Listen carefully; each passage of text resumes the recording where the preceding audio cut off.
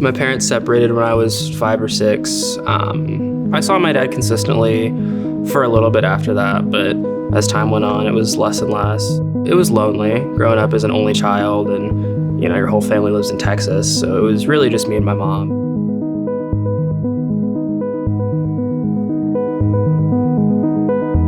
I actually had a friend who had signed their son up for Big Brothers Big Sisters, and I thought that it was a really great idea. Tyson's did not have a super strong male role model in his life, and that was something that I really wanted him to have. I would definitely describe it as permanently eager. I think that maybe they made it clear either with me or my mom that it would probably take a little while, so my mom kind of was able to temper my expectations a little bit. I actually called the office and asked if they had lost Tyson's application because it had been so long. I'm very pleased, though, with how everything has turned out. I didn't really have a concept of what Big Brothers Big Sisters was for. I was just told that I was going to get a big brother, which was something I always wanted as a kid. I always wanted siblings, so it was just exciting. I was excited, and I was also nervous. Patrick walked in. He was very young. I think he was maybe 25. And he had gauged ears, and he had all of these visible tattoos, and all I could think to myself was, oh my gosh, they expect me to send my son off with him. There was change, because Patrick showed, that he truly wanted to be there. He wanted to spend the time with Tyson. He wanted to get to know Tyson. And he showed, a level of maturity that made me feel comfortable. I remember I walked in, he was wearing a pink shirt, I believe. I was wearing a bright orange shirt for my dad that was just way too big. And I sat down, they were already there. And I think the first thing we said to each other was like, I asked Tyson, do you play video games? He goes, I do. And then I said, well, I play video games. And that was the first time I think we ever actually had a conversation, and it was on from there. I think we talked for probably 5 or 10 minutes before we ever got to the actual interview process or whatever that process was. So we were just hitting it off right away, man. It was awesome. I think the first time me and Patrick hung out, I think we went and played soccer. And we always tell this story. We had a bet on penalty kicks. Whoever scored more had to fill up a cup of fire sauce or Diablo sauce from Taco Bell and drink the cup. So I wanted to, kind of be integrated in what he enjoys, do the things he enjoys. So I challenged him at, my lack of physical ability. So I said, if you can score goals on me, then we go. I'll go chug a glass of fire sauce, and then vice versa. I did not lose. Let's just say that. Patrick had to bear that weight.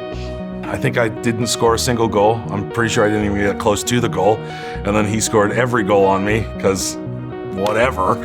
About 5 hours later, when I was in the restroom, there was a hell of a lot of regrets. We were never doing homework together. We weren't I didn't have any huge growing up experiences, I would say, with Patrick. It was really just two dudes hanging out. And that's what I've always loved. I took the big brother thing to heart, where I never wanted to be his dad. I never wanted to replace anybody that meant a lot to him. And I just wanted to be a brother, and my brother and I, we have a great relationship, but we're not always around each other. We're not, but any given time I could call my brother and he'd be there in a drop of a dime. He'll cry with me, he'll laugh with me, do anything we want. That's kind of just that mentality I brought into our relationship. I don't need to give you advice all the time. I don't need to be anybody more than just somebody that's going to lead you in a good direction. I think that Tyson has gotten a lot from Patrick that he wouldn't have gotten had it been just me as his only adult role model.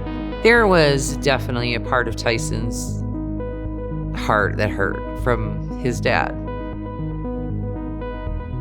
And I just remember seeing him sitting, waiting at a window for his dad not coming. As a mom, that's awful. I think Patrick definitely, no one can ever take the place of your father, but I think that Patrick definitely helped to at least somewhat heal that hole that was left for Tyson.